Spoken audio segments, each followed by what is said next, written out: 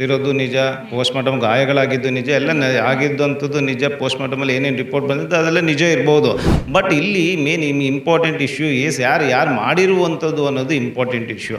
ಇಲ್ಲ ಕೋರ್ಟ್‌ಗೆ ಯಾವತ್ತು ಗಣನೆಗೆ ತರ್ತಾರೆ ಅಂದರೆ ಪೊಲೀಸವರು ಇನ್ವೆಸ್ಟಿಗೇಷನ್ ಮಾಡಬೇಕು.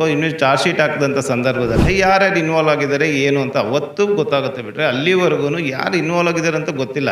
ಇನ್ನು ಇಡೀ ಪ್ರಕರಣವನ್ನ ನೋಡ್ತಾ ಹೋಗೋದಾದ್ರೆ ದರ್ಶನ್ ಅವರನ್ನೇ ಇದು ಬಿಂಬಿಸಿದೆ. ಯಾಕಂತ ಹೇಳಿದ್ರೆ ಅವರು ಈ ಪವಿತ್ರ ಗೌಡ ಅವರಿಗೆ ಬೈದ್ರು ಅನ್ನುವ ಅಶ್ಲೀಲ ಮೆಸೇಜ್ ಅನ್ನ ಕಳಿಸಿದ್ರು ಅನ್ನುವಂತಹ ವಿಚಾರಕ್ಕಾಗಿಯೇ ಇಷ್ಟೊಂದು ಜನರ ನೆಮ್ಮದಿ ಹಾಳಾಗಿದೆ. 13 ಜನರನ್ನ ಬಂಧನಗೊಳಿಸಿದ್ರು, ಇವರನ್ನು ಕೂಡ ಕರ್ಕೊಂಡು ಹೋದ್ರು, ಎಲ್ಲವೂ ಕೂಡ ಆಗಿದೆ. ಸೊ ದರ್ಶನ್ ಅವರಿಗೆ ಈ ಒಂದು ಪ್ರಕರಣದಿಂದ ಹೊರಬರೋದು ಎಷ್ಟು ಸಾಧ್ಯ, ಯಾವ ರೀತಿ ಅದನ್ನ ಹ್ಯಾಂಡಲ್ ಮಾಡ್ತೀರಿ? ಇಲ್ಲ ಅದೆಲ್ಲ ತಮ್ಮ ಏನಂದ್ರೆ ತನಿಖೆಯಿಂದನೇ ಗೊತ್ತಾಗಬೇಕು. ಈಗಿನ ಮೊದಲನೇ ಮಾಹಿತಿ ಪ್ರಕಾರ ಹೌದು ಅದಕ್ಕೋಸ್ಕರ ಕೊಲೆ ಆಗಿದೆ ಅಂತ ನಮ್ಮ ಮೀಡಿಯಾದಲ್ಲಿ ಹೇಳಿದ್ದು ಬಿಟ್ಟರೆ ಯಾವುದೇ ರಿಮ್ಯಾಂಡ್ ಅಪ್ಲಿಕೇಶನ್ಸ್ ಎಲ್ಲ ಆಗಲಿ ಅವ್ರದ್ದು ಯಾವುದೇ ದಾಖಲೆಗಳನ್ನು ಕೋರ್ಟ್ಗೆ ಹಾಕಿಲ್ಲ, ಸಲ್ಲಿಸಿಲ್ಲ. In the future course of action ಅವ್ರದ್ದು ಏನು ಇನ್ವೆಸ್ಟಿಗೇಷನ್ ಕಂಪ್ಲೀಟ್ ಮೇಲೆ ಚಾರ್ಜ್ ಶೀಟ್ ಹಾಕ್ತಾರೆ. ಚಾರ್ಜ್ ಶೀಟ್ ಆದ ನಂತರನೇ ನಮಗೂ ಗೊತ್ತಾಗುತ್ತೆ ವಾಟ್ ಎಕ್ಸಾಕ್ಟ್ಲಿ ಏನೇನಾಗಿದೆ ಅಂತ ಒಂದು ಸಂದರ್ಭ ನಮಗೆ ಗೊತ್ತಾಗೋದು ಆವಾಗಲೇ. ಸೊ ಅದಾದಮೇಲೆ ನಾವು ಏನು ಮಾಡಬೇಕು, definitely we will file the cases before the appropriate court of law. ಆದರೆ ಸರ್, ರೇಣುಕಾಸ್ವಾಮಿ ಅವರ ಪೋಸ್ಟ್ ಮಾರ್ಟಮ್ ರಿಪೋರ್ಟ್ಗಳು ಈಗಾಗಲೇ ಬಂದಿದೆ. ಅವರಲ್ಲಿ ಸುಟ್ಟ ಗಾಯಗಳು, ಸಿಗರೇಟಿಂದ ಸುಟ್ಟಿರೋದು, ಅವ್ರ ಮೇಲೆ ಏನು ಮಾಡದೆ ಹೇಗಿದೆ ಆಗೋದಕ್ಕೆ ಸಾಧ್ಯ? ಯಾಕಂದರೆ ಎವಿಡೆನ್ಸ್ಗಳು ಇದ್ದಾವೆ.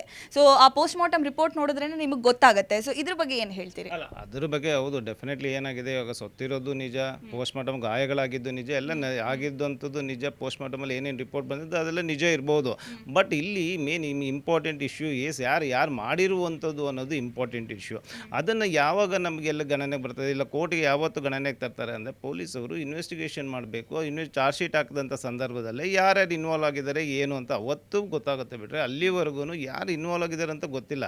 ಪೋಸ್ಟ್ ಮಾರ್ಟಮ್ ಮಾಡಿದ್ದಾರೆ, ರಿಪೋರ್ಟ್ ಬಂದಿದೆ, ಅದೆಲ್ಲ ಏನಿದೆ ಹೌದು ಅದಿರ್ಬೋದು. ಬಟ್ ಮೋಸ್ಟ್ ಇಂಪಾರ್ಟೆಂಟ್ ಯಾರು ಇನ್ವಾಲ್ವ್ ಆಗಿದ್ರು, ಯಾರು ಮಾಡಿದ್ರು ಅನ್ನೋದು ಇಂಪಾರ್ಟೆಂಟ್. ಅದು ಮುಂದಿನ ಕೋರ್ಸ್ ಆಫ್ ಇದರಲ್ಲಿ ಇನ್ವೆಸ್ಟಿಗೇಷನ್ ಆಫೀಸರ್ ಡಾಕ್ಯುಮೆಂಟ್ ಏನು ರೆಕಾರ್ಡ್ಸ್ ಆಗ್ತಾರೆ ಅದಾದಮೇಲೆ ನಮ್ಗೆ ಗೊತ್ತಾಗೋದು.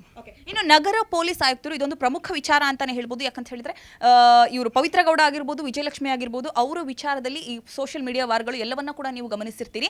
ನಗರ ಪೊಲೀಸ್ ಆಯುಕ್ತರು ಪವಿತ್ರ ಗೌಡ ಅವರನ್ನ ಪತ್ನಿ ಅಂತ ಹೇಳಿ ಉಲ್ಲೇಖಿಸಿರೋದು, ಇದ್ರ ಬಗ್ಗೆ ಏನು ಹೇಳ್ತೀರಿ? ಅದು ನಾನು ವೆರಿ ಫಸ್ಟ್ ಡೇನು ಕ್ಲಿಯರ್ ಆಗಿದ್ದೀನಿ. ಆಮೇಲೆ ಸಂಬಂಧಪಟ್ಟವ್ರು ಯಾರ್ಯಾರು ಹೇಳಿದ್ರು ಅವ್ರಿಗೂ ಸಹ ನಾನು ಹೇಳಿದ್ದೀನಿ. ವಿಜಯಲಕ್ಷ್ಮಿ ಅವರು ಒಬ್ಬರೇ ಮದುವೆ ಆಗಿರುವಂಥದ್ದು, ವಿಜಯಲಕ್ಷ್ಮಿ ಅವರು ಒಬ್ಬರೇ ಹೆಂಡತಿ, ಅವ್ರಿಗೆ ಒಬ್ಬರು ಮಗ ಇದ್ದಾರೆ. ಅದು ಬಿಟ್ಟರೆ ಇವ್ರ ಜೊತೆ ಯಾವುದೇ ಮದುವೆ ಆಗಿಲ್ಲ. So she is the only legal wedded wife ಅಂತ very beginning only I am telling the all that's.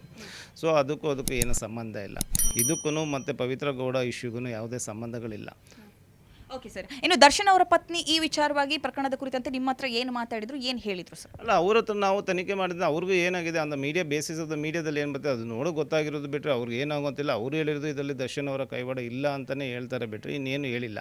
So ಅವರನ್ನು ಮುಂದೆ ಏನು ಫ್ಯೂಚರ್ ಕೋರ್ಸ್ ಆಫ್ ಆ್ಯಕ್ಷನ್ಸ್ ಹೇಗೆ ಮಾಡ್ಬೋದು, ಏನು ವಕೀಲರನ್ನ ಹೆಂಗೆ ಭೇಟಿ ಮಾಡಿ ಏನೇನು ಮಾಡ್ಬೋದು, ಮುಂದೆ ಯಾವ ಕೋರ್ಟಲ್ಲಿ ಬೇಲ್ಸ್ ಅಪ್ಲಿಕೇಶನ್ಸ್ ಹೆಂಗೆ ಹಾಕ್ಬೋದು, ಏನಾಗಂತ ಅದರ ವಿಷಯವನ್ನು ಮಾತಾಡ್ತಿದ್ದೀವಿ. Regular we are been a touch with us.